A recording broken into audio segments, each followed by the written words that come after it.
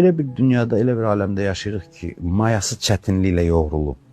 Quranda qeyd olunur ki, ərəbcə belə deyirlər, "Qəd xələqnəl insan fi kəbəd." Biz insanı çətinlikdə yaratdıq. Hər istədiyimiz olmayacaq. Bəzən istədiklərimizdən ayrılmalıyıq. Bu dünyanın qaydası, qanunudur və biz bu qanunlar, bu qaydalar vasitəsilə inkişaf edirik. Təsəvvür edin ki, bir nəfər meydanda qaçır, rəqib yoxdur, qapı boşdur və ora qol vurur. Nə qədər oynaya bilər onu? O oyun onu bezdirər, yorar. Oyunun əyləncəliyi nədədir? Məhdudiyyətlərdə, çətinliklə mübarizədə, rəqibi ötməkdə. Əslində biz arzuladığımız həyatı, problemsiz həyatı bir həftə 10 gün yaşasaq həyatdan bezərik, usanarıq.